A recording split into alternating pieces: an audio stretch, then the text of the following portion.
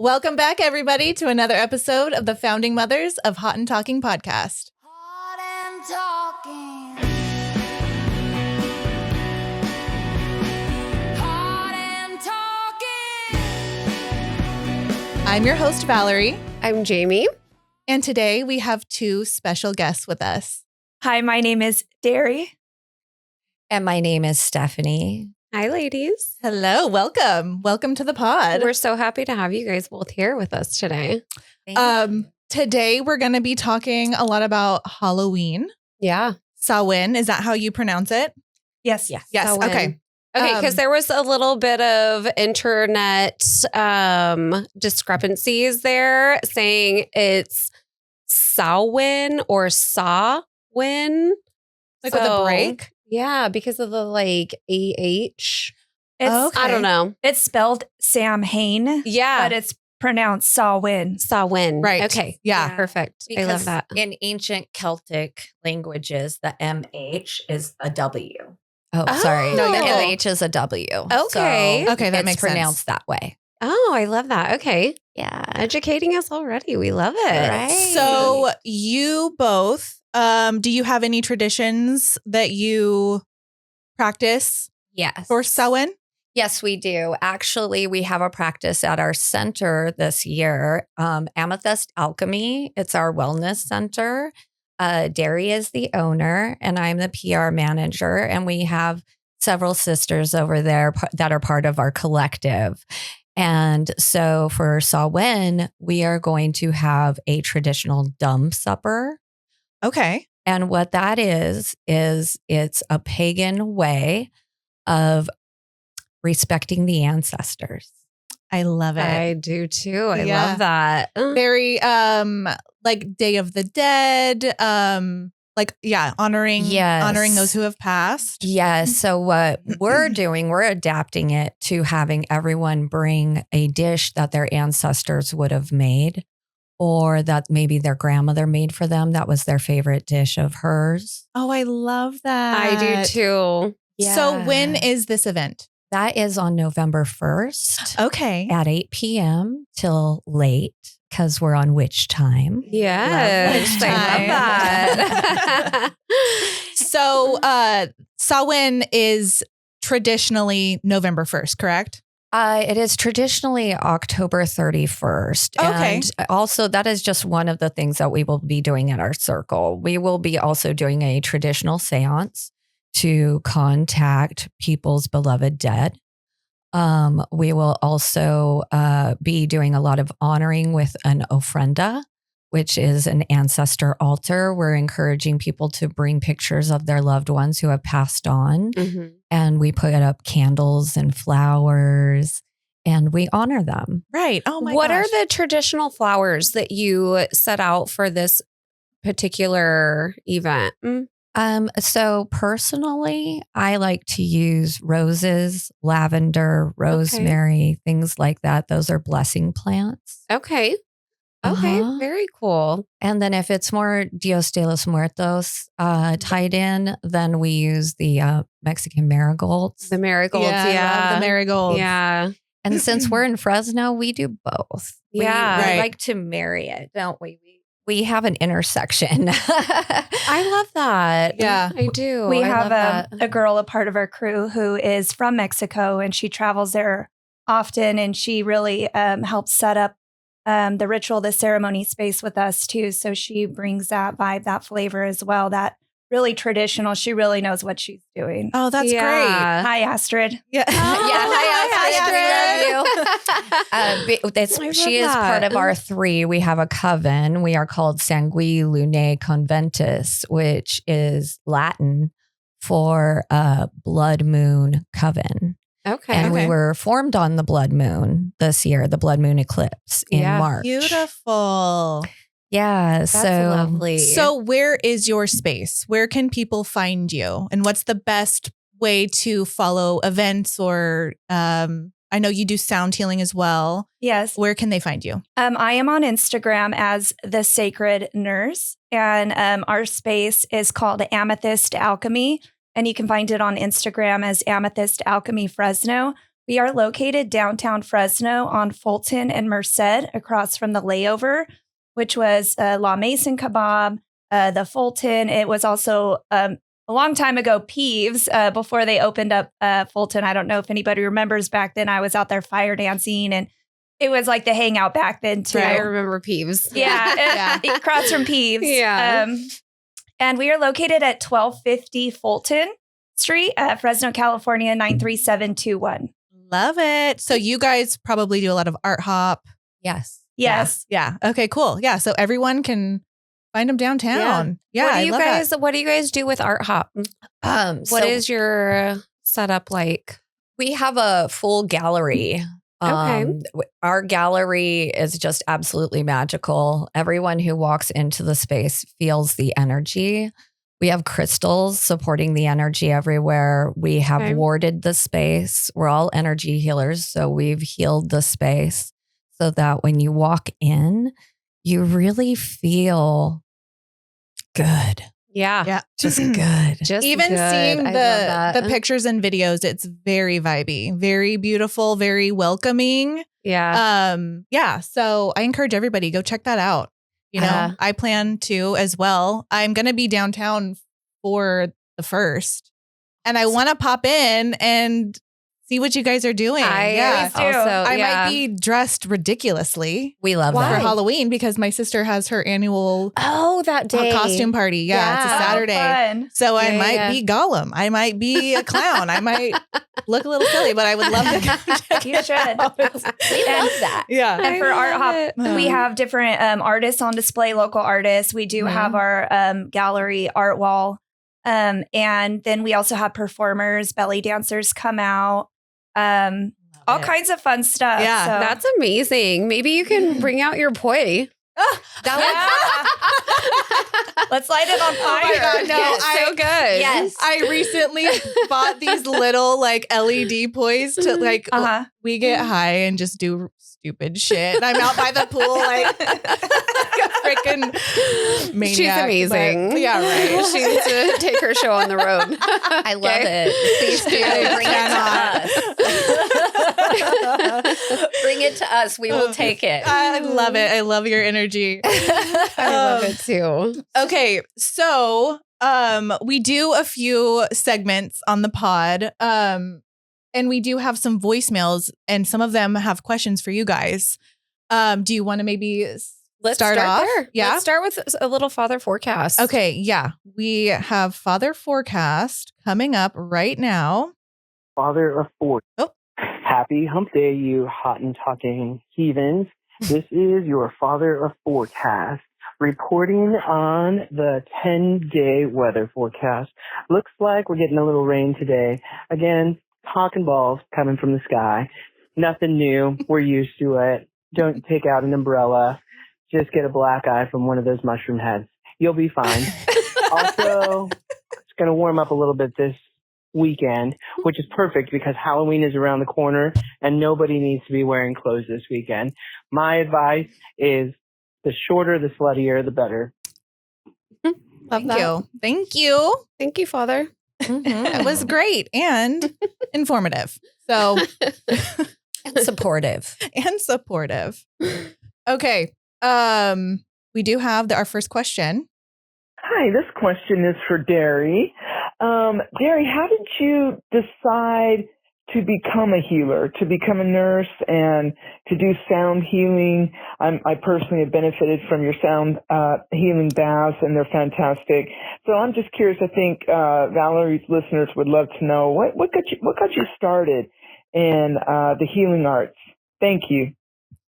Ooh, that's a familiar voice. Oh, yeah. A good question. Well, thank you. I'm so glad that you've come to my sound baths and they've benefited you. That makes me so happy.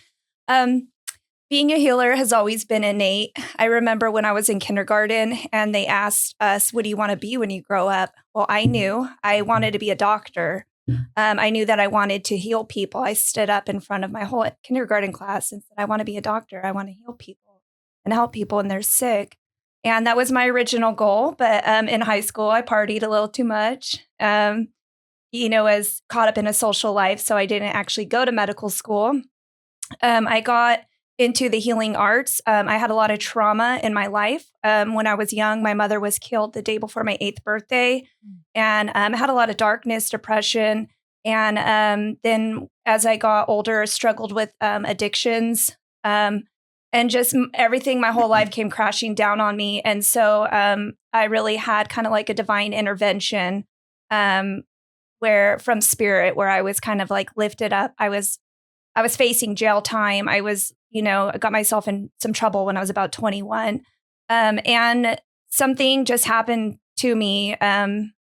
Something miraculously just changed in me. And then I really started embracing the healing arts. I went and I got Reiki for the first time. It was really powerful for me. And then after I had my first daughter when I was 23, I really felt like the portal opened up for me. A lot of my psychic gifts started coming in.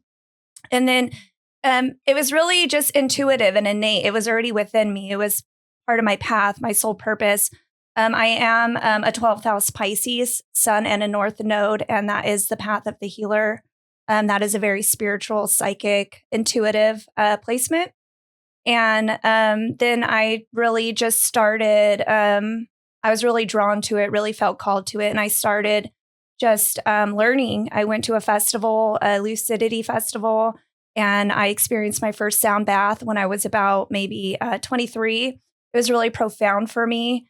And then I bought my first sound bowl and I started collecting different sound instruments. I started taking lots of classes, energy healing classes, chronic energy healing with Catherine at the Brass Unicorn, got my Reiki master, and really just started diving into it. I also would like to say that when I was younger, I was really intuitive. I was very telepathic, would have dreams, visions.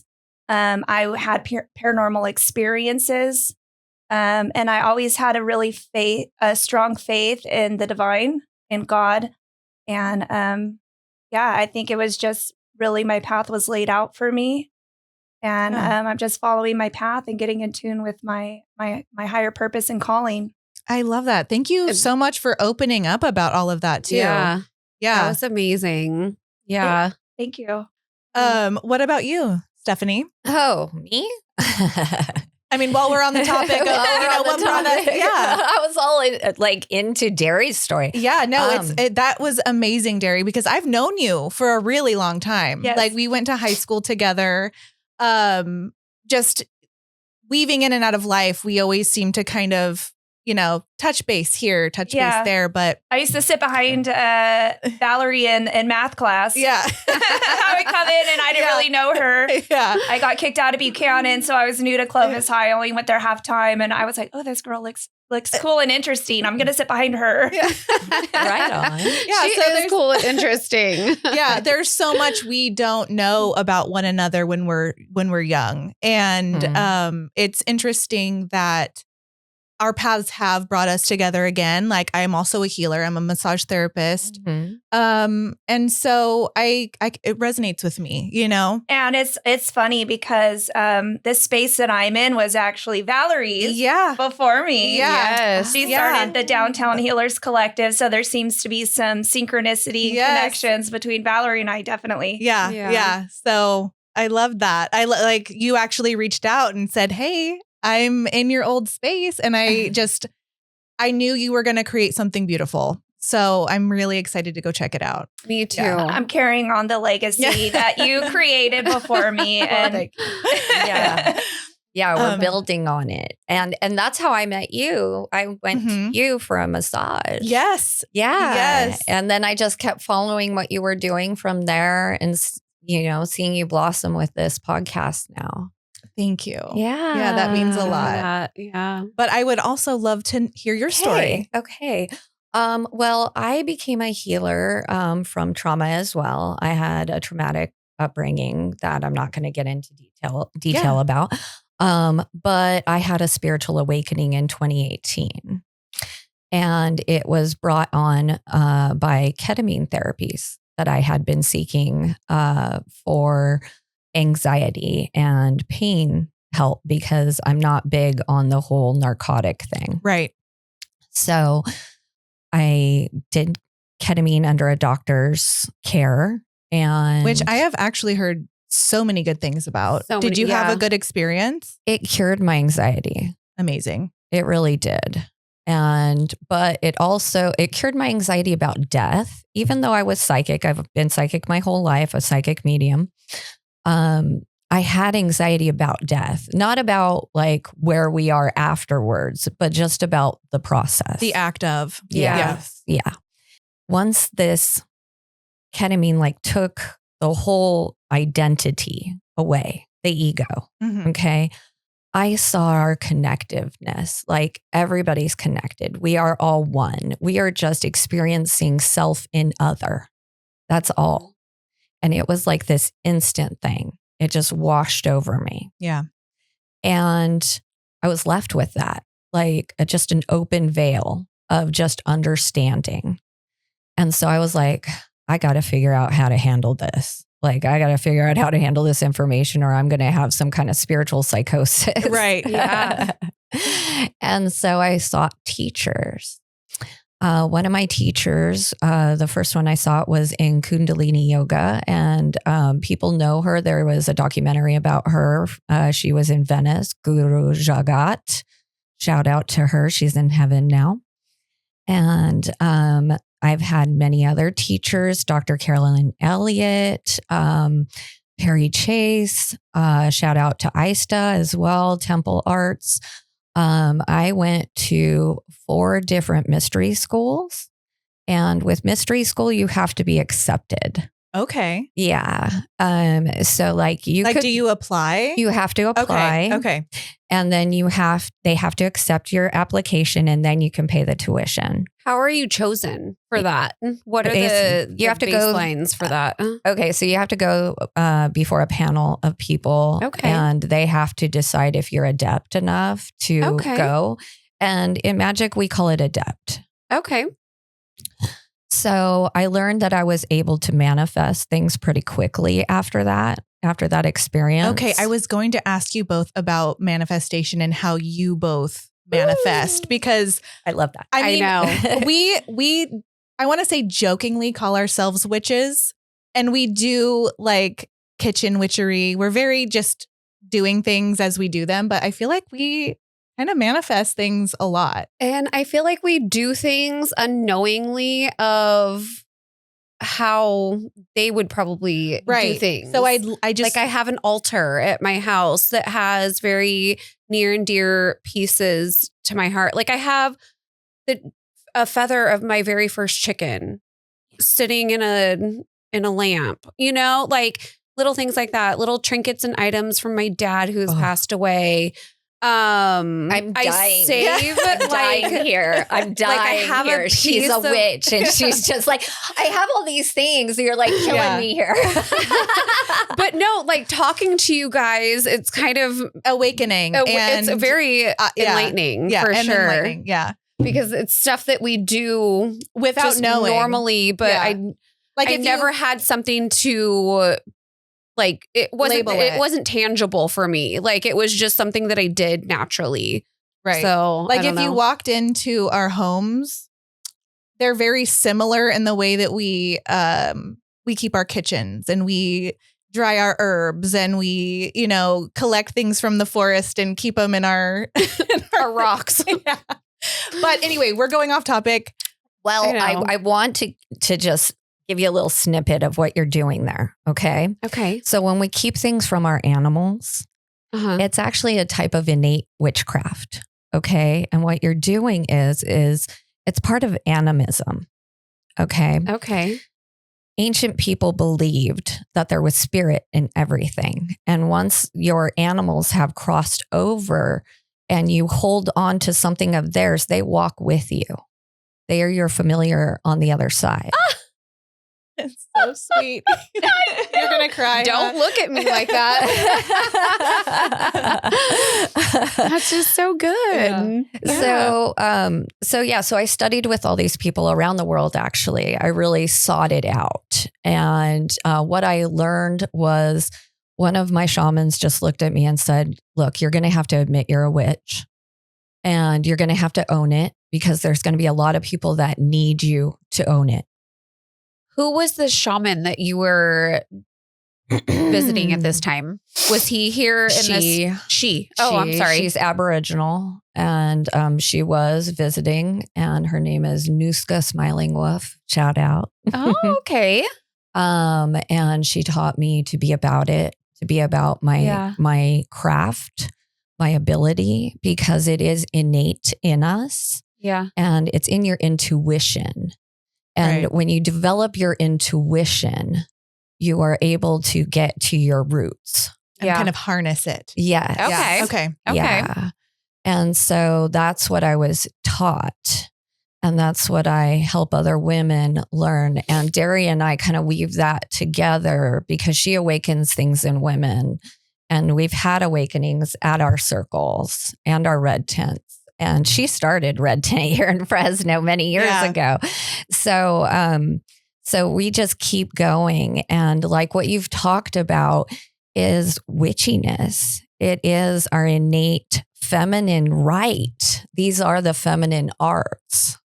Right. I love that. I would definitely agree. I would definitely agree as well. Yeah. I think with the divine feminine awakening, and now that we're getting into a time in history where we're not going to get burnt at the stake for embracing our natural intuitive gifts, our natural intuitive healer abilities, that women are really like awakening, and we're honoring and honing these abilities and skills within us. And I think it's beautiful, and because it is safe, because for many hundreds, thousands of years, it was not safe for us to just practice our own innate abilities as women. Right. We had to fall in line with a certain box, so to speak, of religion or being led by, I guess, men. The patriarchy. Right? The patriarchy. Well, it is the patriarchy. Absolutely. I mean, those are the structures that came in and were afraid of our power, you know, and also they were afraid of landowners that were women because we were empowered.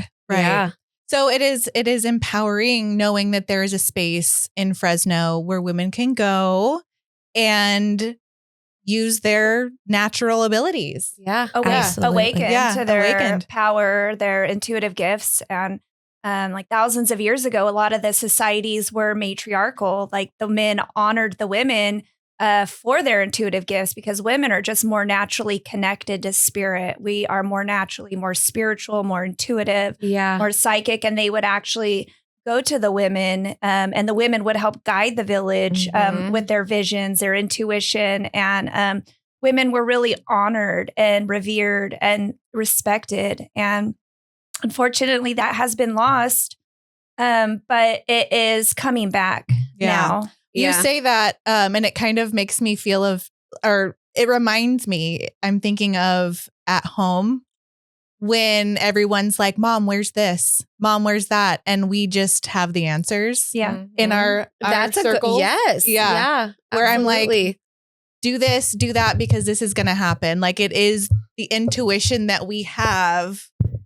But it's, on a smaller scale, but I feel that. I feel that every day, Right. It drives the vehicle. Yeah. It really does. And when we're in tune with that and in alignment as women into our own energy, our own source power, then we're able to really manifest like boom, boom, boom. Yeah.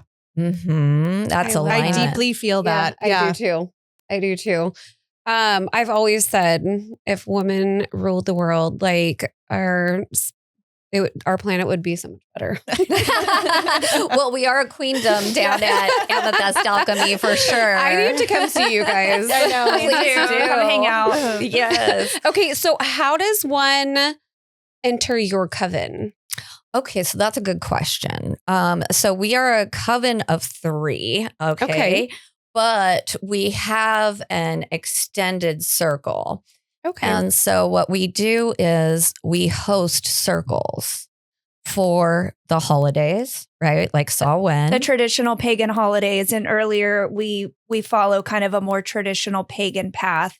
Okay. Yeah. And pagan practices, following the pagan holidays, which are essentially just following the natural cycles of nature. the harvest, right? In Gaelic. Right. Yeah. It is. It's the harvest. last harvest Okay. too. It's the we celebrate it as the end of the light season. And now we're going into the dark season. Welcoming the winter. Right. Yeah. And like people think it's all dark and scary, but what it really is we're going back to hibernation, because to be a witch is to live with the seasons naturally. In winter, we hibernate more. Winter is time for your ideas to kind of just come to you, you know? Okay. Yeah. Yeah, you're reading more, you're researching more, you're having more time just to relax and take Downtime. in. Yes. Well, do you find that, I guess, how do I word this? Do you find that like people that are not considered witches or follow the pagan practice kind of follow that hibernation? They can, yes. They can, right? Okay. Yeah. They can, Yeah. you know, kind of innately, intuitively. Okay. Yeah. Because I know I always go in. I'm introvert in the winter. It is, yeah. And winter is the time, it's the dark half of the year. It's the time to journey deep within yourself. Okay. Because summer is more, we're projected outwards Right. with the sun, with everybody else. Winter's a time to really go in because you really need that hermit time, that hermit mode, that inner silence in order to really get connected to yourself. So, yeah. In order to like be reborn with spring, you go, you Yes. journey into the darkness in order to like find and get the gifts, and then you bring them back out, and then you're able to share them with the world. And you know, spring and summer. Right. That's a great way to Valerie, avoid burnout. I feel like we found our people. I know.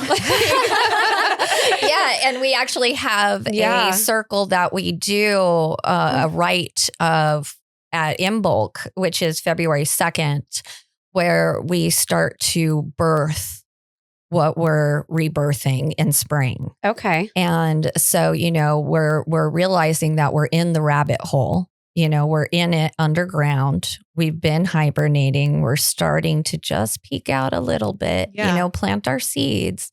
And then by Ostara, we feel like we need to do the rite of spring.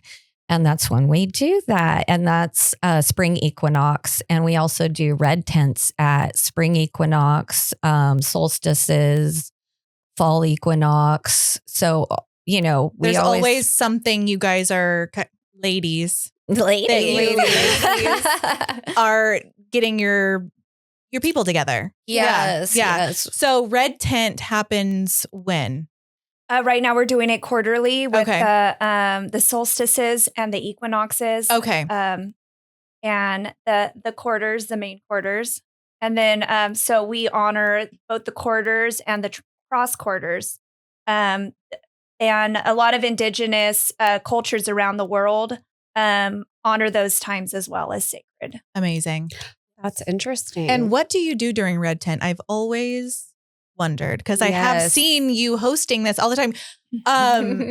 Dawn Yes. lived right behind me. Oh, she did? Yeah, I moved, but I realized that literally the street behind me was where you guys were holding red tent for a while, right? Or do you still? for many years. Yeah. Dawn's they're reconstructing her house. Right. So it's all tore up. So Okay. we're not doing it there anymore.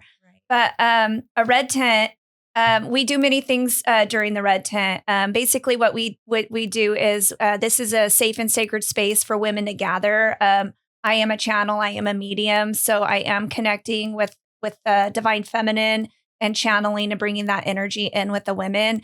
And we do just like a basic meditation. We do a drum journey and then a sound bath meditation. We do a ceremony and a candle empowerment ceremony. And it's really a beautiful experience for all the women. And essentially what we do is there is the main candle, which is the goddess candle or the divine feminine. And then I activate that, and then I light my candle from the main candle, and then I go and I share my flame with the next woman, and she shares with the next woman, and we go all the way around the circle, and it's a really symbolic and powerful ceremony because it's one light can light the many. It's it's okay to share your light with another woman to uplift her because it doesn't diminish your own light. It's really powerful. And the intention is really to uplift all the women in the room, allowing them to shine their light, to really shine their gifts. And we're all gathering together because, I mean, being a woman is hard in today's society. There's a lot of jealousy, envy. Women are trying to like, steal your boyfriend, cattiness, fighting. Like it's crazy. It's crazy out there. It's a crazy world. Yeah. It's developing a safe and sacred space for women to come together and connect in like a higher vibrationally way and it's developing sacred sisterhood. Right. That's absolutely what we need in the world. Girl power. Like for sure. Can I touch back on the lighting of the candle with the same flame? Yes. Okay, so I've always lit, like I don't really burn a ton of candles in my house. I burn a lot of incense, but I always feel like I need to light them off of one another. Is that like because you were saying that lighting your candle to another candle is like igniting somebody else's flame. So the significance of the flame is just like your internal power. Yes. Right? Yes. Okay. We use it as we represent, like, it's your inner flame. It's your sacred flame. Okay. The part of you that is source energy, the thing that is you. You are a part of the sacred flame. Okay. And if you intuitively feel something, just follow it. Because everybody has different paths and practices, but basically, part of this is getting just in tune with your own intuition, your own internal guidance. Like I tell people, like if you feel a little nudge or you get like an idea, it's just those little like impressions that happen. Follow that because that is your own intuitive inner guidance. That can be symbolic for you in many ways. I mean, I feel even like, the women in your lineage are like passing down some tradition to you in some way. Maybe, this is a way that a woman, somebody in your lineage did it, many generations back. And you're really embodying and carrying that through. And so just those little intuitions, those little impressions, like follow them and listen to them, especially sometimes like you might get an idea, I should just randomly call this person. And, and then you call them and then, wow, there's an opportunity. A door has opened for you. But if you didn't call them, then, that opportunity may not have been presented to you. And so part of this path is really getting in tune with your intuition, listening to the guidance because your guides, your ancestors, your higher self, like it's trying to lead you through life and help you. And that looks like just these little imprints, these little impressions, these little ideas or thoughts or random thought or vision coming in and really being able to listen to that because we have free will. So we have to decide. Our guides can guide us, but we have to decide to act upon it or to actually follow through and do something. That is so interesting because it is a daily thing where you're like, bam, someone popped in my head. And then all of a sudden, either like maybe they call you. Yeah. Or, like you said, you call them and they like, I was just thinking about you too. Yeah. Like, let's go do the thing, I absolutely love that. That's really cool. And I love to follow intuition every day. Yeah. Yeah. It's something that took me a long time personally to wrap my head around. But like, I feel like once I got it, you were like, I got it. Yeah. Even if it's, that's it. That's where I'm going. Yeah. That's even if it's you're at a space, at a place where you're like, I'm feeling not good right now. I need to leave right now. Yeah. I do that all the time. Me too. Yes. Follow that. Yeah. You're like, that. This isn't a good spot. I'm out of here. I'm leaving. Yeah. I'm going to leave. I literally felt that the other night. Like last weekend, my friend wanted me to go to a party with her and I pull up and there is like, it's a warehouse party, Sean Blackstone. And there's like, a couple hundred people outside waiting. And I got a, kind of a bad feeling. I'm like, I don't know if I should be here. Yeah. And like, we literally parked and right when we got out there broke out a shooting. There was like a guy walking, just like unloading clips. And then oh my gosh, other cars were shooting on Sean Blackstone behind like Lifestyle Furniture. And I was all, damn, I knew I should have left. terrifying because like a girl got shot and That maybe is more scary. people got shot. I was like, what the hell am I doing? Like, Yeah. I should have listened and just left. Yeah, we always know. And that's what I tell Donnie too. It's like Donnie's my husband, but I'm like, I know things Yeah. Yeah. in my head before you even say it. Exactly. Like I know that I honestly remember when we got the flat tire on the way up, I would knew something to Did camping. you? Yeah. I had a feeling that something bad was going to happen. And then it did. It wasn't And that bad. it wasn't bad, but it was a setback. It was Yeah. a setback. Yeah. But I It don't was know. kind You of just- fun. We got to eat Cheez-Its on the side of the An road and take adventure. cute pictures. But no, I know what you mean. Like your gut was telling you like something's off. Yeah. Mm-hmm. because you'd been telling him like you wanted him to get a new truck, right? I know. And he did. And he did. Oh. Should we listen to another voicemail? Yeah. Yes. Okay. Hey there, Reverend Steph and Derry. This is Brandon out of San Diego. Anyways, I was just wondering if either one of you has ever fucked a ghost. You're two pretty sexy ladies. And Why does I he- thought, well, men and women from the last few thousand years might find you attractive as well. And they might give you a go. Maybe you didn't really like fuck one physically, but just like spiritually or with energy, somehow that helped hit you off. I don't know. I was hoping maybe there are a few experiences. Also, if you could fuck a ghost or maybe a Can you goddess make out from what a they're different saying? time, It's or hard. It's breaking up. which know. one would it be? It doesn't have to be one that comes in human form, just some type of physical form. No, we're all wondering. I think Thank you. he's asking from the transcribed message. It's asking if you fuck a ghost. Have we ever fucked a ghost? Well, that's a good one. It's I like giving that. Scary movie too over here. Right. That's a very scary movie too. Okay. Yeah. I mean, you know what? Anything goes, right? Yeah, it Let's is. answer Okay. questions. I have never personally fucked a ghost, but I have had the fuck a deity dreams. Okay, yeah. Yeah. Yeah. Yeah. Can you So- explain that? Yeah, absolutely. When I was 12, I was very Catholic growing up. And it scared the bejesus out of me because I had a dream that I had sex with Baphomet. Oh, girl. I was 12. So I was Yeah. like, I'm going to hell.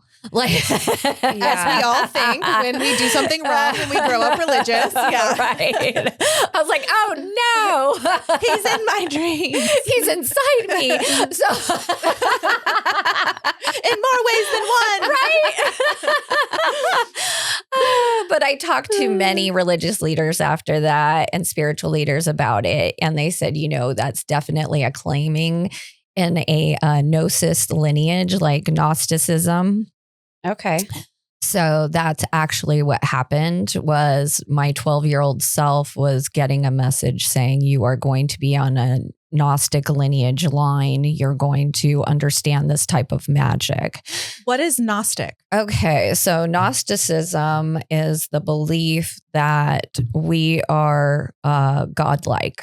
We are able to create in this realm just like creation. Okay. That we are divine, but we are like God and goddess, but we are asleep in human form. And so Gnostics seek to awaken via gnosis, which is like direct experience of the divine to awaken their consciousness and eventually get back into their divine self.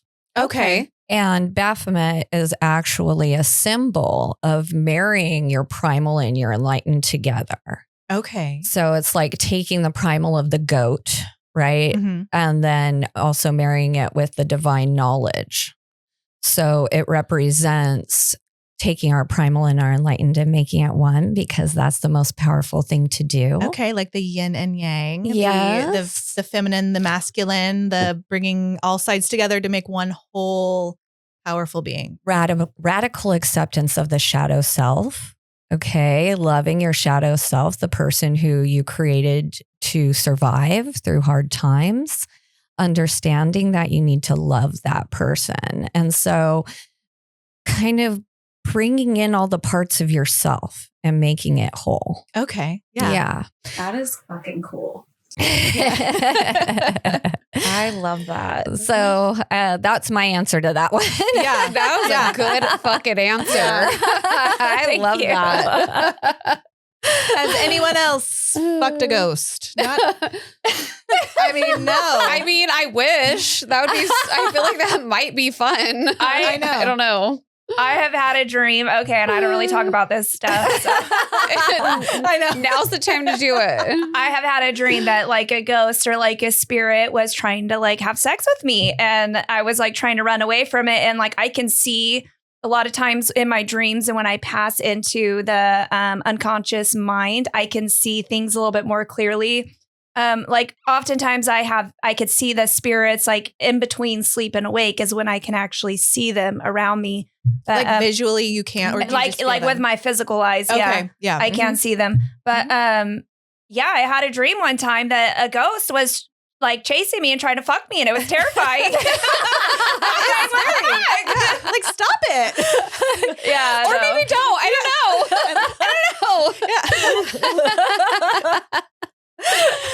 Oh my God. What a wild question. Okay. Oh, I'm prepared. Yeah. Like, who knows who's going to ask us? I mean, you're asking us, right? So, Yeah. Yeah. Okay. On to the next. Yeah. Okay. Ooh, wee. they moved This up there. is not. This is a Okay. service announcement. I need to know who takes pieces off and clean Hold on. them. So Why does it keep doing that? I just have to say that the light and something just fell right Yeah. after we got done talking about the ghosts. Oh my God. I Your light swear. did fall. It did. Yeah. And that happens around us too. It's October. Your ghost and- Yeah. fucker's coming for you. Hopefully not that Put on one. that chastity It's belt. back. It's back. But I'm just saying, in October especially, like these The veil is thin. spirits Yeah. have more power. Like, Yes. Do you guys want to see what? Okay, so I'm driving here today, and I have crows outside of my house that I talk to all the time. There was a crow that flew in front of my car from the time I left my house to the time I hit like my little like stoplight, and it dropped this little freaking nugget of something on my car. And so I stopped and like literally held up traffic to go pick it up. I love that. I would have She's- picked it up, put that on Yeah. your altar. Yeah. The crow gave you a gift. Yeah, it's literally going in my altar. Yes. Or on Yeah. my altar. Because Derry, But- you have a thing with crows too. I do. Yeah, you like whenever she's talking about her crows, I think about you, and whenever I see you posting about your crows, I think about Jamie. Wow. Because you She's my both- crow sister. I love Yeah. that. I have a crow on too. Ma'am, I saw that. That was one of the first things that I noticed about you, besides your beautiful eyes. But yeah, my dad had a crow that would visit him every day after work. And he would literally see my dad pull up, and it was just like a wild bird. Like, we didn't keep him like captive or anything. And he would come and sit on my dad's lap or on his shoulder in his garage That is so almost cool. every day Yeah. until he did it. That was like probably one of his ancestors or spirits kind of working through the crow, and they're with him. yeah. Like, because the crows are the guardians or the guides. They help carry the souls of the dead to the underworld, to the Yeah. afterlife. And I really feel like when there's a bunch of crows looking at us, that can be the eyes of the ancestors. And I so love that. that Okay. was like a guiding spirit for him Yeah. that was there with him. And now Yeah. the crows are with you. Yeah, I love that. And they're watching As- out after you. I feed them peanuts and bread, and Yeah. like we have our little things. They come out, and I just say hi. I think you, I love that. you very much inherited that, like, The I know, animal the animal thing. fever from my dad. Yeah. for sure. Yeah, he was definitely an animal whisperer. Yeah. Yeah. he was. Yeah. That's Very a special cool. gift. Mhm. It is. And also when was you an become incredible more aligned in your intuition and aligned in your energy like that, Mhm. you become more magnetic with animals. Okay. Yeah. So I love it's that. I think And you're yeah. coming into your, your highest my power right now. My paw era. Yeah. Like, really, Jamie, I feel like You're really like, I don't know, you're developing more, I don't know, just watching you from and knowing you obviously for many years. Like, I just feel like you're in your highest energy right now. I feel like you too. And I was thinking about that the other day about you. And I was like, dude, because, there was times where we weren't always like the best versions of ourselves. Yeah. And we still maintained like a relationship, even though like some of it was more superficial than other times. But now I feel like we're like at the highest peak of like our like friendship, our and, existence, our relationship, like all of the things. Yeah. And like, I love you. Oh, I love that. Okay, so this voicemail, I don't know why they keep cutting out, but it says, I need to know who takes their phone cases off and cleans their gosh darn phones. In fact, while you're recording right now, take your phone cases off and show us how dirty your phone is. Oh, no. Oh my gosh. I put mine away on purpose. And I'm like, oh no, like I can see some dirt in here. I'm not going to take it off, but I could see some dirt too. See, I clean my phone every day, the outside of it with rubbing alcohol. Do you? I do the old. on the Yeah, boob that's and all the- I do.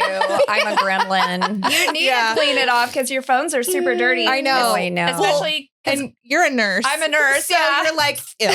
exactly. Every day I clean it once I get home. She makes me feel like a gremlin next to her. Oh God. Like Same. I just took mine off. I was like, oh. there's some crust. There's some crust that has accumulated. I have 4 kids that I'm like, I would take it off, but I don't have anything to clean it with. So I'm not trying to just unload my dirt right here.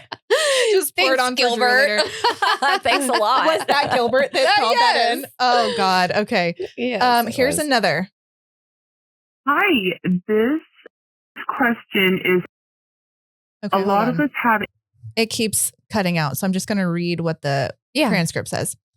Hi, this question is for the spooky oogie oogie guest on the show. Good morning, everybody. This question is for the both of you guys. A lot of us have intuition when we first meet somebody and the vibes that they give off. Have either of you ever been introduced or have met a person where you were able to see negativity or even a positive, like a vibrating off of the person? Yes. I will actually answer this one because this happened to me recently. I had been invited to a friend's house for a potluck kind of thing and barbecue. And her husband at the time went to go shake my hand, hello, and I would not do it. You're like, I would not touch him. Like, he gave off the most serial killer vibes I had ever felt in my Really? life. And I mean, I've been around serial killers, like, and didn't know it. Have And you? yeah. And that might be a so- story for another. yeah. But yeah. So anyway, I was like, not about him. Like, I was just like, I don't know what it is about this guy, but no. Yeah. And so we go through the dinner and everything, and I leave. And my friends ask me, they're like, why were you so rude? And I'm like, watch. I'm going to be proven right. Yeah. 2-3 days later, he gets arrested for beating a child that's not his under 14. No. And he's in jail right now. Good. And she divorced him immediately and like all kinds of awful stuff. But you saw it. You felt it. I felt it. I knew it. I have the chills right now. Yeah. Like my whole body is like chilled. I trust my intuition. Absolutely. Yeah. That is so cool. Thank you. Honestly. Do you think that you developed that over time by being around people that were more negative and then your body kind of like No, I was stored- trained. Yeah. I was trained. I went to school for Okay, it. Like I okay. was trained in one of those mystery schools. I learned how to listen to my intuition properly and effectively. Okay. To the point where that's the only truth in my life. Yeah. So Okay. the intuition is like a muscle. You can develop it Okay. and then learn to trust it. And you really have to work on healing yourself because you have to distinguish between, am I getting triggered right now from my trauma? Right. Or is this my intuition? Okay. Yes, That is a yes. great point. Great Yes. point. That is a great point. Yeah. That's where the radical self-acceptance comes in. Okay. Guilt and shame have no place when you're trying to be intuitive. Okay. Yes. Wow. Okay.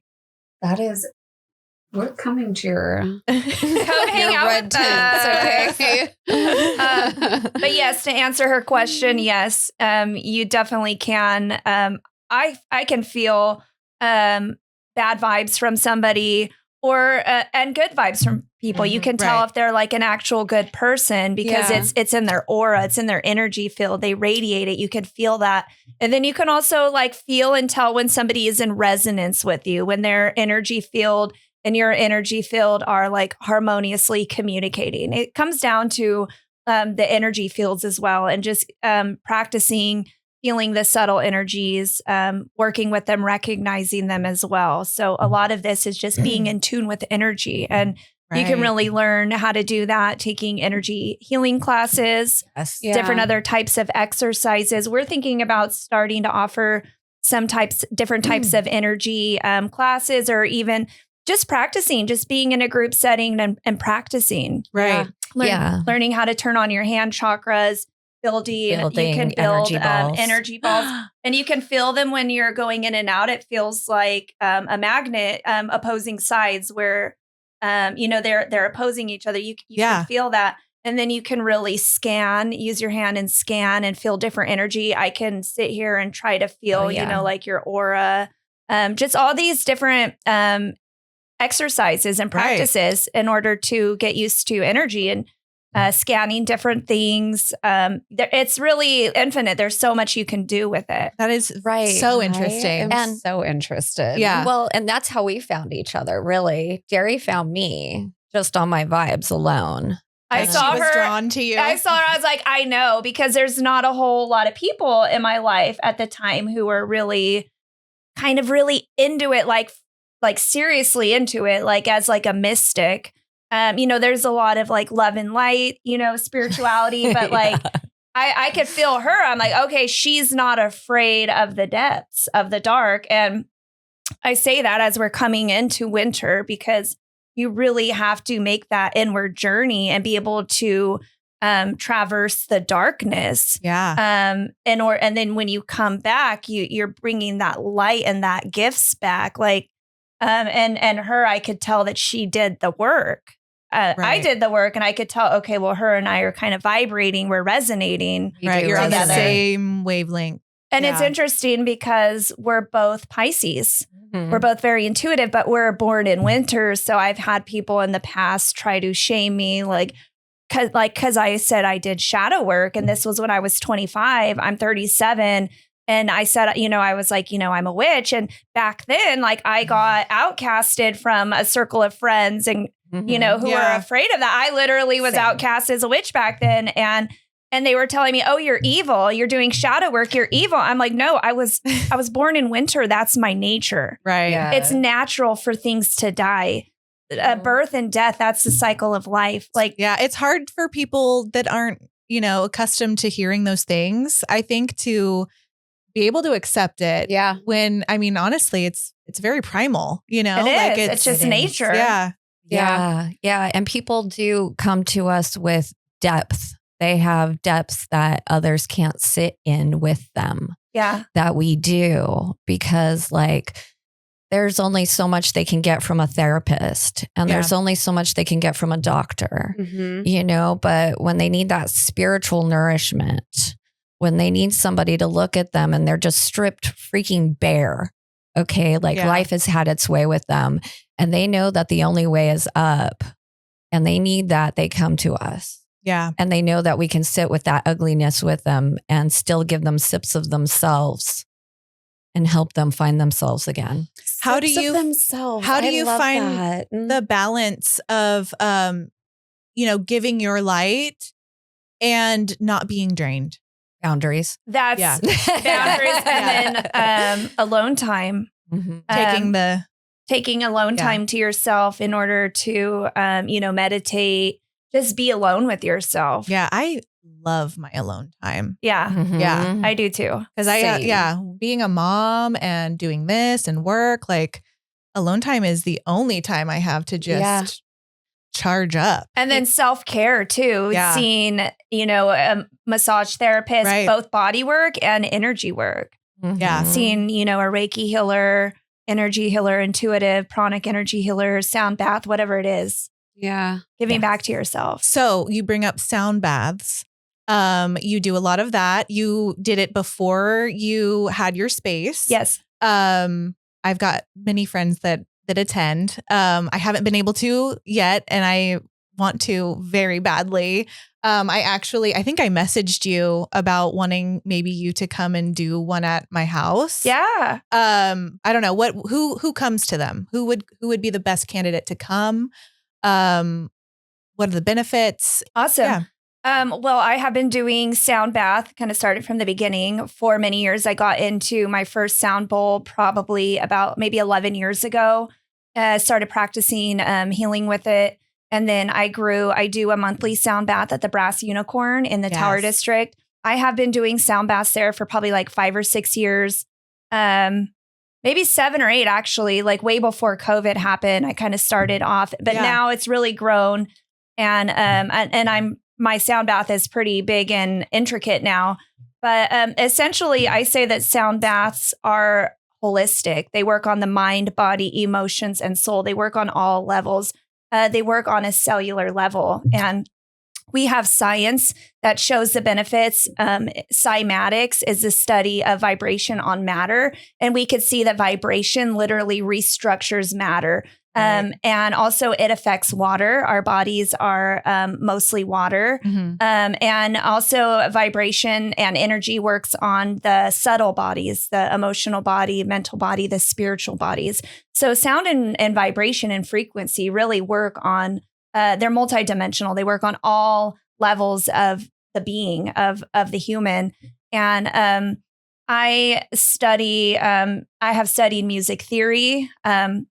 I grew up playing music as a kid, and I study it from like a music theory perspective, and then also like an energy healing perspective. Also being trained in Western science, Western medicine as a nurse, also applying that to the body. So I've really had education, like a well-rounded education with all of this, and so I know I use certain frequencies. I use like known harmonic frequencies. I love 528 hertz on my bowls. A lot of my instruments are 432 hertz, which mathematically speaking is shown to really weave throughout the cosmos, the universe.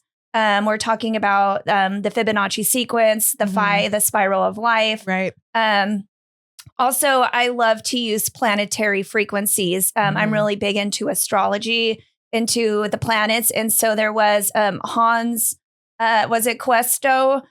He found, he was able to measure the frequency, the vibration of the planets. So bringing in planetary energies, really just all kinds of different frequency and vibrational medicine, bringing that all together and really applying it in my sound baths and really working holistically, which is holistic is the whole being, mind, body, emotions, and soul. It's really powerful. And so really anybody can come to a sound bath, especially if you are seeking healing, if you are seeking clarity, if you are seeking relief. I've had people, one woman in particular came to my sound bath and she had lost somebody really close to her, possibly a child. And she said afterwards, that's the first time I have felt relief from my grief in months since this happened. And so a lot of people with physical ailments or physical pain can come and they can feel actual relief from that. Mental anguish, emotional pain, really just, even if you want to just come and relax and give back to yourself. So whether you have an ailment or something that you're really working through, an issue in your life, or if you just want to come and really give back to yourself and relax. Some self-care. Some self-care. Yeah. The frequencies are really powerful. And I have my crystal singing bowl set. It's a crystal. They're crystal tones, and those are the top of the line singing bowls in the world. They're like the most advanced technology. The quartz crystal is mined in the U.S. and the purity is just so pure. And then combining them with different gemstones like emerald and ruby and amethyst, a lot of higher vibrational stones. We have moldavite, we have phenakite, we have black tourmaline, pink tourmaline. I have just this whole collection of all these stones, selenite. And then when you mix selenite with black tourmaline, it's like that is enough to cut through any spirit, any etherical attachments. Like really, like what I can do with all of my instruments and my crystal singing bowls, like you can really do a lot. You can perform psychic surgery on somebody, you know? Yeah. And so it's really powerful and it's really unique to Fresno, to this area. I have like such a wide collection of instruments, of vibrational healing tools, and really get to come together and experience it. And one thing I love about my sound baths is I bring in help and other people, because I have found over the years that the more people that help, I usually have 3 to 4 people helping just with my sound baths at Brass Unicorn, the more in-depth of an experience people have. Okay. So I'm humble. I don't think like, oh, I could just do all this by myself. Yeah. You know, like, and some sound healers can't do that, or, you know, but for me, I like to provide a multi-dimensional experience. That's amazing. And so I have like a girlfriend who's really beautiful at the Native American flute. She brings her music. I have a guy who is just amazing at the didgeridoo. Oh, I love the didgeridoo. Yes. Same. I bought one time thinking that I could just play it. That was the question from last week. What does your ego tell you can do? Play the didgeridoo. Play the didgeridoo. I literally. Last week it was the splits. We thought we could do the splits. No, not anymore. No, but you seem so well-spoken and knowledgeable about everything that you're talking about. And it's so incredible to be sitting like across from you, like just resonating with so much of the things that you're saying. And I hope that everybody else that's watching this or listening to this does too, because you guys just seem like you have a lot to offer. Fresno and the surrounding communities. So I'm really, really thankful that you're here and that you are sharing all of this information, because a lot of this I've been curious about for years. Yeah. You know, I have attended sound healing, and it's on a cellular level, I have felt just awakening. I've cried. I don't know. It's something that I don't even know if I can explain it in words. Val and I love to cry, but we hate to cry. Yeah. Like, yeah. When you're crying, it's a constant battle. It's that emotion. A lot of times it can be an emotional release, releasing energy blockages. Yeah. It also opens you up and connects you to your higher self, your purpose, the divine. So even just feeling that connection back again with source is so powerful. It can make you cry because you're like, wow, I feel like I'm home, you know? Exactly. Yeah. So I'm very excited to attend one of yours because I'm like, you have all the things, you have all the power. So I'm very, very grateful for both of you. We're so grateful for you ladies. I really love you guys and what you do. I think it's awesome. We support you. Thank you. We're so appreciative. I think we might have one more. Okay. Oh, you know what? This is okay. I'll play this one and hopefully it doesn't skip. Hey, Valerie. Is your bomb? No, it's gonna skip. Oh no, we can just we'll go back to that one. We'll read that one next time. Dang it. That one sounded good. Do you want me to read it? It sounded like Valerie Butthole something.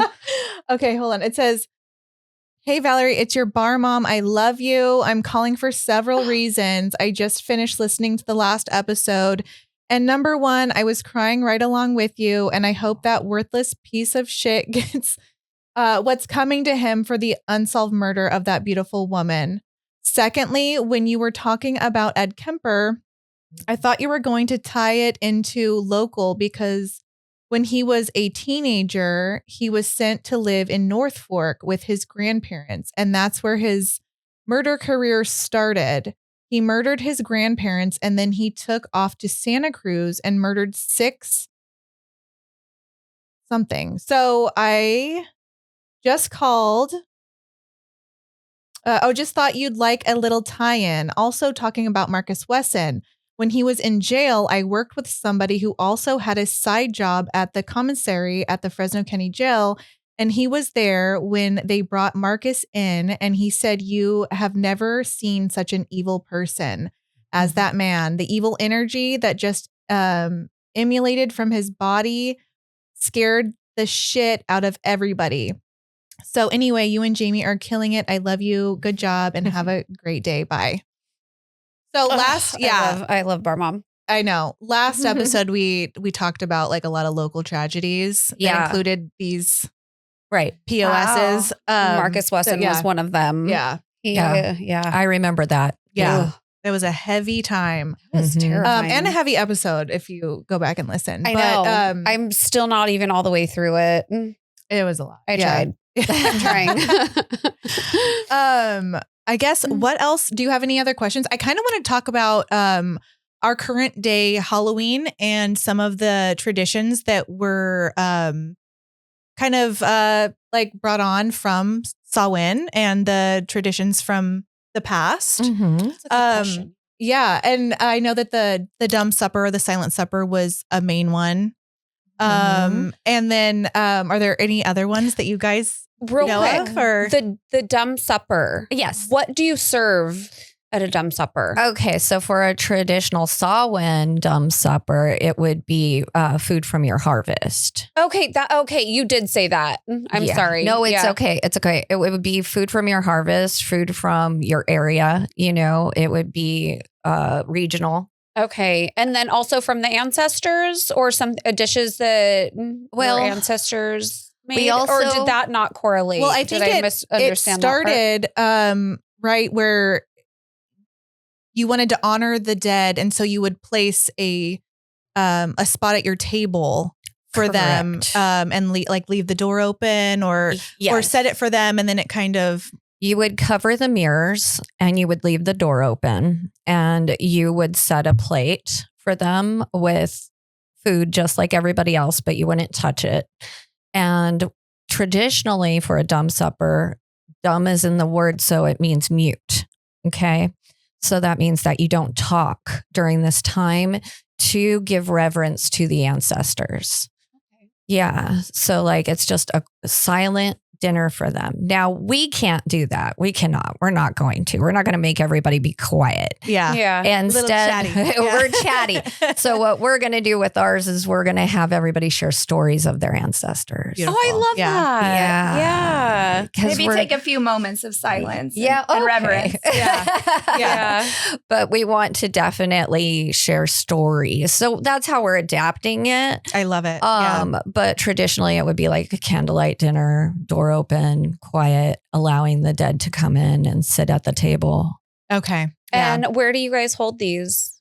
Amethyst Alchemy. Yeah. At their new space. Yeah. Okay. So you guys do it within the space. Yes. Town. Okay. And so traditionally, they believe that on Halloween night, the veil between the worlds was the thinnest, and the spirits would walk among them. And in order to kind of like ward them off or trick them, they would wear the costumes. The guising. Yes. Okay. Mm-hmm. Yeah. And when the churches took over, the Catholic, the Christian church, in order to convert pagans to Christianity, they adopted a lot of pagan holidays, but they kind of changed them and respun them. To make them Christian. Yeah, because they want, because the people back then didn't want to give up their holidays because that's how they worshiped, that's how they honored, that's what they believed in. But they had to take a lot of the pagan holidays and rewrite them and allow them into Christianity. And it's interesting because a lot of Christians will not worship Halloween because they say that's, it's a pagan holiday. That's a bad holiday. And like I've asked some Christians, before, like, oh, how was your Halloween? Just kind of like sparking conversation. And they were like, oh, I had a good harvest festival. Yeah. Like, oh, okay. Yeah. Halloween's bad. Yeah. And so we still have that tradition today where we dress up. Yeah.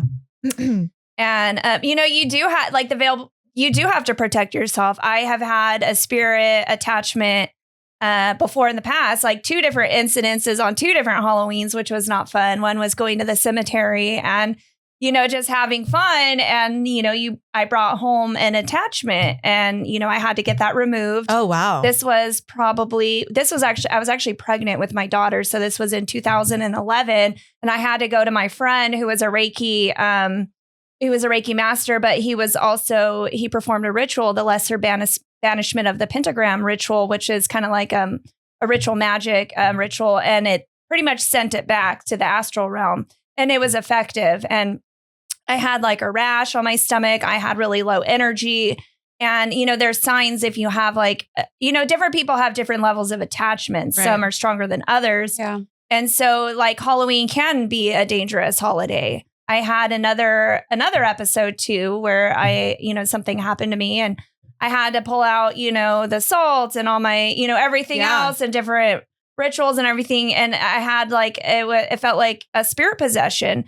Right. And like a spirit possession feels similar to a Kundalini awakening, but they can both be different. And you have to like be able to tell, well, which one, what is this? Is this like a spirit trying to possess, like a spirit possession, or is it a full blown Kundalini awakening? And I've had both and they feel similar, but I was able to distinguish which was which. Right. And so Halloween, it can be dangerous. So are you very careful where you go, who you speak to, like especially during this time? Probably now that I've gotten older. Yeah. I'm just like a little bit more prepared, by protecting my energy field. Yeah.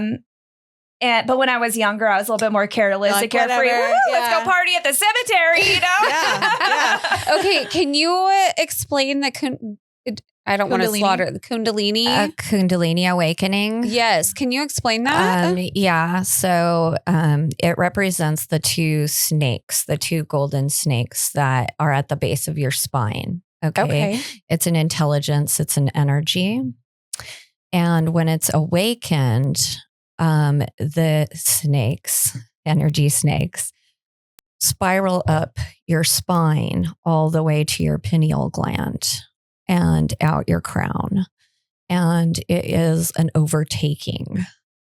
Derry, I think you know a little bit more about how to explain it, but it's a Kundalini awakening the serpents. And when they are able to rise up the spine and open the chakras, once they get to the pineal gland, they open the 3rd eye and they awaken the crown chakra. And essentially what it does is it awakens consciousness.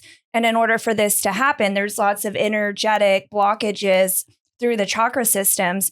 And as you begin your healing journey, as you start to release a lot of the blockages and open your chakras, it allows more of the Kundalini energy to flow through you and for you to open up. And we are coming out of the dark ages of consciousness. There is a cycle, the golden age of consciousness, the dark ages, the Kali Yuga, and we're barely starting to swing up. And so there have been forces that have really put human consciousness to sleep. And so when you are on your healing journey, you're able to awaken the human consciousness. And that is part of it, is clearing out these different blockages, whether that's, ancestral, ancestral curses, wounds, whatever the cause or the origin of is. So so meditation, sound healing, things like that can kind of help awaken you. that. Yeah. I've had a few really powerful Kundalini awakenings, and they have happened. One time was after a session with a healer. One was Catherine at the Brass Unicorn. I was triggered. I was upset. I went there, got an energy healing, and then I drove to Santa Cruz, and I was over by the ocean, and the energy there is a lot lighter than here. And all of a sudden I had a full blown Kundalini awakening. I had to lay on the ground and let it just like overtake me. And I had to lay there for like 45 minutes, and it feels like a spirit possession. Yeah. Like you are not in control of your body, but your consciousness almost can like see things from a bigger perspective. And then you see how everything works energetically in the astral realm, and you just have a higher level of consciousness. Right. Do you think that that's kind of like the collective consciousness situation where you're kind of on a plane with everyone that's kind of thinking and developing thoughts and awakenings, all at once where you're like collectively on the path to enlightenment. Yes. Well, it's a collective awakening that's happening on the planet. Yeah. The collective consciousness is awakening together. Some people will call it a Christ consciousness. And that's kind of like, people who believe that Jesus came down and everything that came at the end of a period, right? That consciousness actually came through the women first. Before he came. Of course it did. Of course it did. And so if we look at it as a consciousness, right? And a harmony, right? Like it's harmonic too. And we're waking up to everything. Okay. And that happened at that time. It was the end of and beginning of a millennium. Here we are at the beginning of the age of Aquarius. Right. We're leaving the age of Pisces. We're in the age of Aquarius. And that's bringing up the collective awakening. Mm-hmm. That's bringing it in again. Yeah. So you could say, okay, it's like Jesus times, or people are saying it's, oh my God, it's the end of the world or whatever. Right. But what we're really seeing is an end of an era and going into another era of more awakened, more energetic connection. Like the more you're around your sisters with your intuition, you're even going to be, reading each other's minds, telepathic. Daria and I have done that with our sister Astrid. It just happens over time. And the more you're awake, the more you're capable of doing that. Yeah. Yeah. So Beautiful. it's really just a collective. And I also think, and I do say this, it spreads like herpes. I love that. It spreads like herpes. Everybody's got it. Yeah. Everybody's got it. You might have a flare up, but you go to a circle with awakened women. You're going to come away awakened. It just happens. It spreads. Rubs off on you. It can help awaken you. Yeah. I love it. But the Kundalini awakenings, a lot of people practice like yoga, Kundalini yoga. It can even happen during sex. I've had it happen during sex before. But if you try to awaken it when you're not energetically ready, you're not healed enough, it can cause like a type of like psychosis, and it can be very uncomfortable. So it can be really dangerous to energy. Okay. If you're not ready for it. It sounds intense. Very. It can be. After one of my temples, I had one in the shower, and it felt like I was going to pass out. Really? Yes. Okay. It felt like I was having sex in my third eye. Yeah. It can feel like an orgasm. It felt like an orgasm from here to the back of my head. Wow. Okay. Oh, yes. Yeah. And I saw nothing but light. And at first I was like, am I having an aneurysm or a stroke? Right. Do I smell burnt toast? Yeah. Right? Was it burnt toast, or are you supposed to smell like syrup and waffles or something? I don't know. But like I didn't smell that. So we were good. Yeah. Well, I'm glad. Yeah. Very glad that it was just a Kundalini awakening in your shower. Right. I need you here. And that's the other thing with October too, is like shower water, right? October, this time of year, we have more water in our air right now. Yeah. And what does water do? It carries memories, and it carries our psychic ability. Emotion, intuition. Yes. Wow. Yes. That's interesting. I never thought of it like that. I love that. Yeah. Mm-hmm. And it also happens in May for us too. April, May.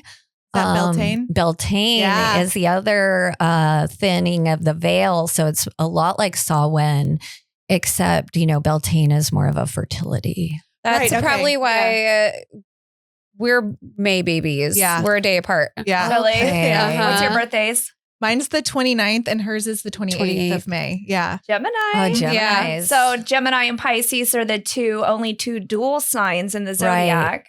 Yeah. Really? Yeah, we have the duality, all of us. But okay, so I've found that Pisces men are very different from Pisces women. Yeah. Do you agree? Yes. Yes. that? Yes, we also agree about Gemini men. I was Are way different than Gemini women. I was married to a Pisces man, and the only good thing he had to offer was a dick. So I'm just. It's hard for Pisces men. I feel they're too like sensitive and emotional, and they don't know how to navigate that. women, we thrive in it though. This is a more feminine sign. Yeah. Because I feel like I've never met a Pisces female that I didn't like. Right. But Pisces men, I kind of struggle with a little bit more. Yeah. Right. Mhm. Yeah. We struggle with Gemini men. Yeah. Okay. But we love Gemini women. Yeah. Yes. You need to meet my son. He's fucking wild. He's a wild one. So what are some of the things that you would place on your altar for Samhain? Like, do you change your altar up throughout the year? Yes, absolutely. What kind of things do you guys add to your altars?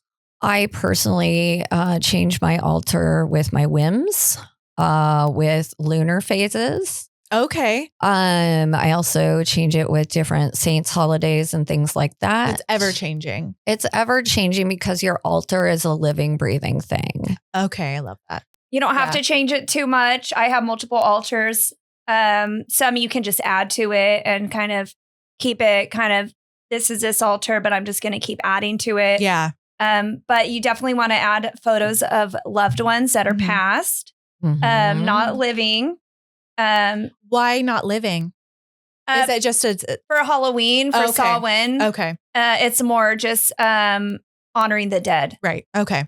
Yeah. And you put the pictures there in order to invite them and their spirit to come and be alive there at that altar in this space with you. Okay. Yeah. Yes. I always put one of our dads.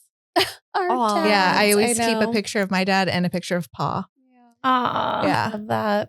But I feel your like dad on mine now. Even though I never got to meet him, I know. but I love his mustache. I know. So some other things is you want to put water libations. You want to put offerings like food, different treats. If they drank alcohol, you can put a shot. If they were a smoker, you could put cigarettes. Okay. I love crystals and candles and other just little things that are meaningful that you find that you gather, any type of like symbols, religious symbols or spiritual symbols.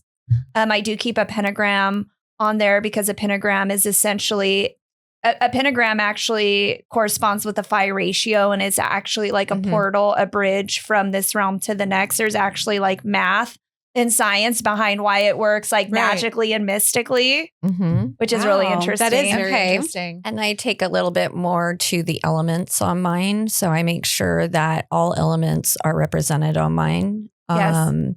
I also go a little bit deeper. I have animal bones. I have animal blood. Feathers. I have feathers from my rooster. I have chicken feathers as well from my hens. Are we all chicken moms? I'm a chicken mommy. Us too. I love it. Oh yeah. Okay, right on. I also have shed from my snakes. God, and so does Kingston. Yeah. whiskers from my cats. My own blood. I also have things that I have mixed together as well. Different poultices that I've made, different herbs that I've gathered for different, things. But for Samhain, especially, I will have my grandmother's roses. When she died, I took the rose bush from her house and planted it in my yard. Oh, absolutely. And that was 25 years ago, and it's still thriving and it's still producing her roses. That's beautiful. And every time I use her roses for circle or for my altar, I feel my grandmother with me. That's very Was she very powerful. special to you? Yes. When she died, she became my spirit guide immediately. Oh, I love that. And then if you're setting up more of an ofrenda, there are, specific things that you add to the altar on specific days. Our friend Astrid, who is more a traditional Mexican witch, she knows more about that. And so it just really matters like what your tradition is. Are you going more for this? Are you going more for that? And a lot of it can just be intuitive. You don't have to be a part of a certain tradition. All you have to do is just be like, okay, I'm creating this space feels for right. me. Yep. Yeah. Just listen to your intuition. You can really do whatever works for you. Yeah. Oh, absolutely. That and is if you're very cool, if you're susceptible to hearing like whispers from your ancestors or spirit guides or even your higher self, you can listen to those and take the instructions as well. like really vibe into it when you're setting up your spaces. I also like to call on certain deities. Papa Legba is one of my like. That sounds near and familiar to dear. me. Is It's that how do I explain him? He is a voodoo Loa. He is the father of the crossroads. He is Yes. the guardian Okay. of the okay? crossroads. Yeah. If you ever Um, watch Coven, American Horror Story, Oh, yeah. Papa Ligma, Okay. Well, maybe that's the where I girl- heard it. Yeah. Well, Yeah. they actually depict that Baron was Samedi. kind of a different take on it, I'm sure. But Yeah, they went for the glamour and glitz of Yeah. Hollywood. Uh-huh. They went for more. We pronounce him as Bawan Samedi, but he is more of a underworld guardian that they were showing. But he does cross over with some things with Papa. But Papa looks like an old black man at the crossroads who has a cane, and he greets you like a grandfather. Oh. And he is the guardian of going to the other side and back. Okay. Like, okay. Yeah. So Helping- helps you helping the cross transition. safely. yeah. Okay. So if you do mediumship work like myself, I really lean on him for Okay. that. I lean on his security and his protection. So I will put things out for him like a cigar. He loves cigars. He loves rum. I will spit rum across my altar for him. I will give him reverence. He loves candy. I will put out candy. And also, if you guys do any kind of fae work, the fae love candy too. And Ooh. so if you put that out for them when the veil is thin as well, they will not steal your things. Yeah, I did read to honor the Fae because they can be mischievous, They right? are, yeah. Yes. And yeah, so Sienna is very big on the Fae. My daughter, I feel like Sienna was kind of like a naturally born witch. She was born in January. You had said that you were kind of ostracized from friend groups and things like that. And that's been happening to her throughout the entirety of her life. She's 19. And people like her girlfriends would come over and she would have all of her she always had an altar in her room, candles, just things, antlers, antlers, like yeah, bones from my dad, like just all the things. And her friends would be like, what is that? You're so fucking weird. And she lost like a lot of friend groups because of how it's the witch She has the gift too. Yeah. I think it's naturally embedded in her. Yeah. Mhm. It was passed down through the lineage. It's coming into Yeah. her pretty strong. I feel like once she hones into it, she's gonna Take be off. good. Yeah. Mhm. Just Needs to send come her see our you way. guys. I am. I will. You guys would love her. She's a magical course. human. Yeah. We would love that. We take Yeah. in all the baby witches. They come to our circles and discover things and learn things and enjoy it and find guidance that they may need, And to Yeah. feel like in a safe and sacred space and Yeah. feeling Yeah. accepted yeah. for being kind of different. Than, Yeah. Yeah, because Yeah. it's that the normies pick up on us. They really do. They just don't know what it is. And Yeah. like It's hard to fit in with the normies a lot of is. times. Is that what you Yeah. call us? We're the normies. You're not a normie. Well, you're not a normie. You're in here. You're not a normie. You're sitting with us. You're not a normie. Exactly. I love that. We could call them muggles if we want to go all Harry Potter. Oh, I love it. I just watched Harry Potter last night. Yeah, the muggles, people without magic.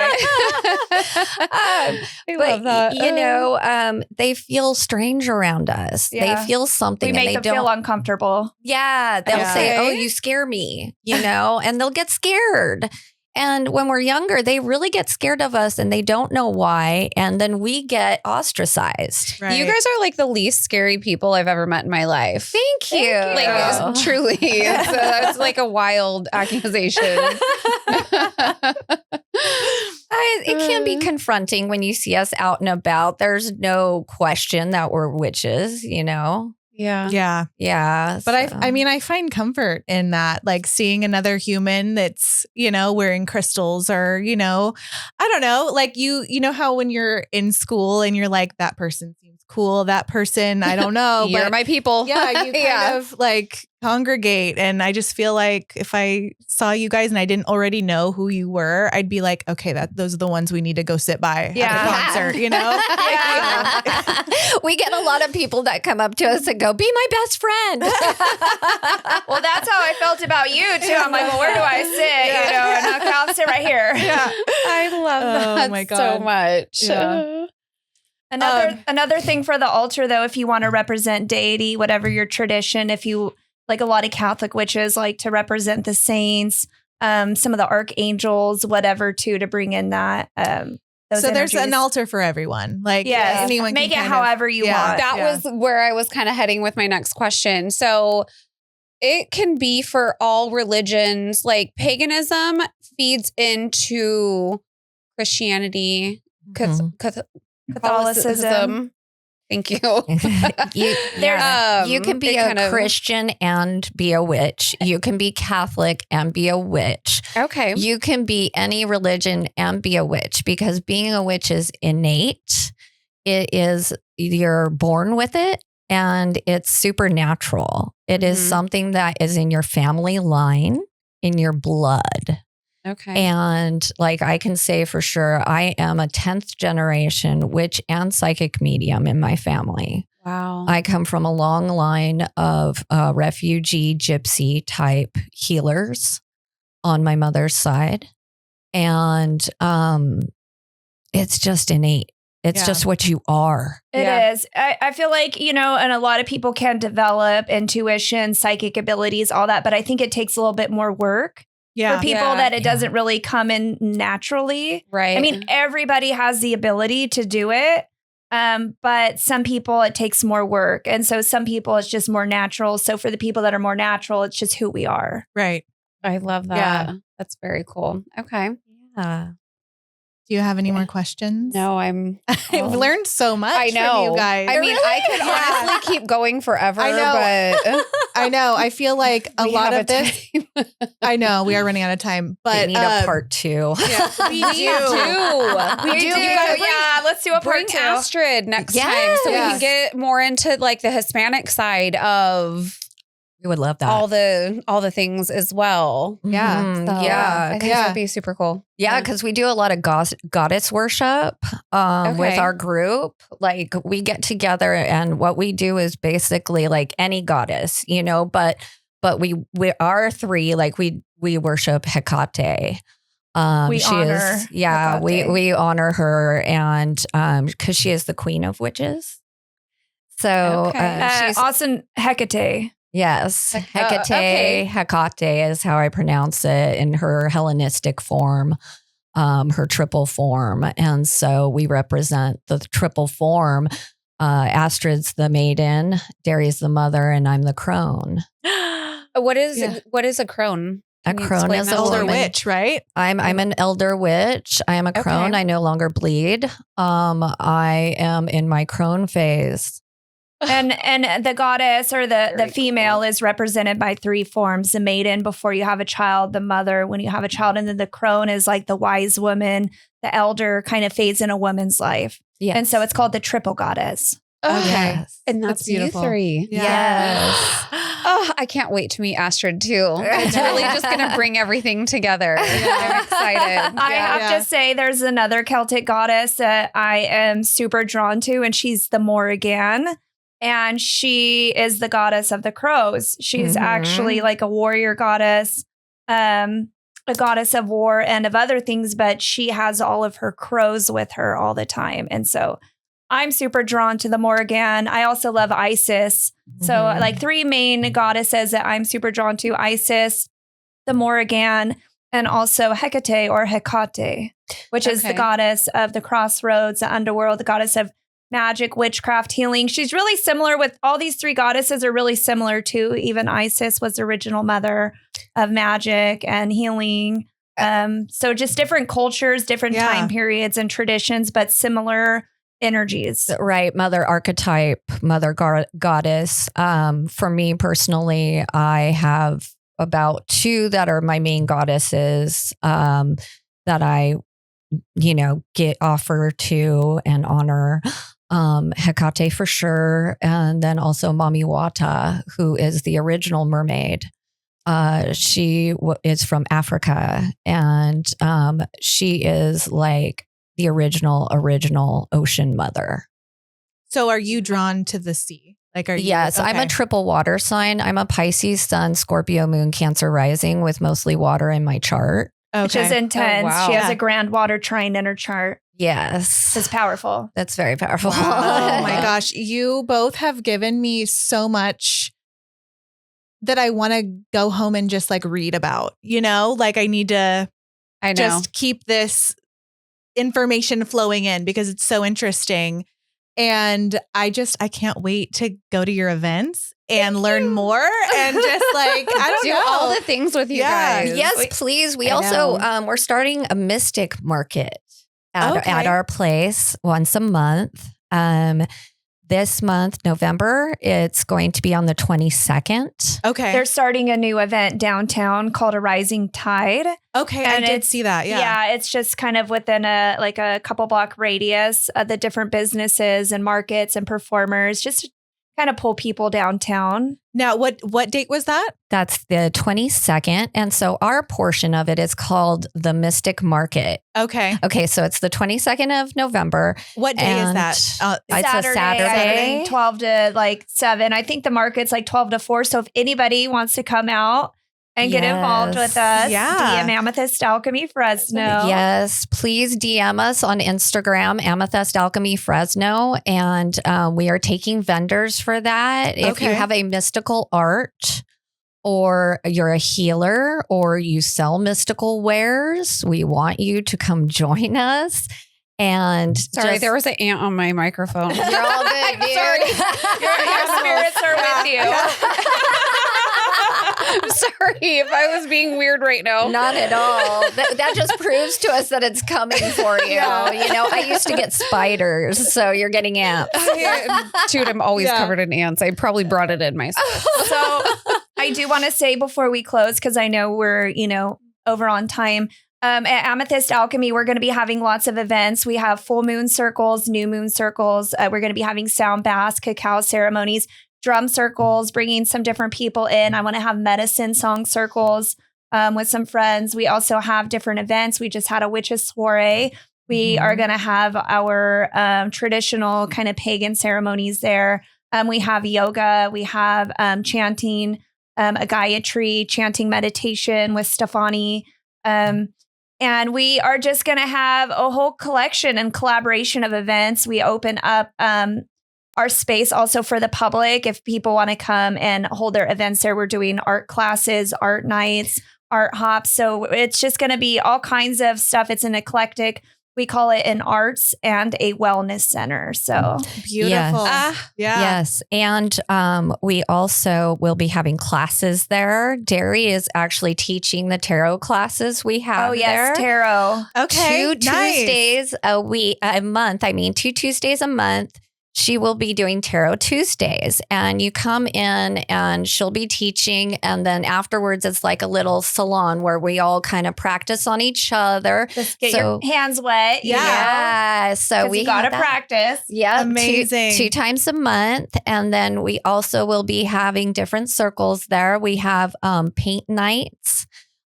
We will be having Paint and Elevate once a month. Okay. We also will be having something major around Yule solstice time, winter solstice time. We will be collaborating with Banyan Tree for that. They're going to sponsor us. They will be sponsoring us. That's so great. Yes. And so that will be 420 friendly. Yay! And we will have something for the longest night. Watch for that announcement soon. We will be doing that. So follow our page, Amethyst Alchemy Fresno on Instagram. We are getting a Facebook page set up, a TikTok. I also want to do some astrology, some energy classes just to get people in. Yeah. Just to practice. It really takes practice, different exercises, even practicing with the elements, like somebody bringing in and really creating an element in the astral and just being able to try to perceive it and see what element it is. So getting in tune with the different energies of the elements, just energies in general. all kinds of fun classes. Yeah, it sounds like you have Yeah. so much to offer everybody. Yes, we so do. excited. Yes, we even have spellcraft class coming up too. We'll be announcing that too for all you baby witches who want to learn the craft. We will be having evening classes as well. Amazing. Thank you guys for joining us today. Thank you guys so much for being here. You guys were amazing. You ladies. Were amazing. Thank you, witches. Thank you so much for having us here. Yeah. We're so happy to be here. It's Yeah. such an honor. I really appreciate you ladies. It's our pleasure. Love you It guys. really is. Yeah. Yeah. Next week we will be doing work stories again. So write them in. Yeah. And then the week after that, we're going to be doing the dirtiest people you know. Oh. So if you can write in about if you've been fired, if you've been stealing from work, all of those Don't things. anybody write in about Valerie's dogs the other day. Oh, I'll my fight feet. you. I know. Don't you fucking dare. Kidding. And then, the dirtiest people you know, unhygienic nasties that you may have known, at some point in your life. Write those stories in, send them to TFMO, hotandtalking@gmail.com. You can DM us on TikTok or Instagram.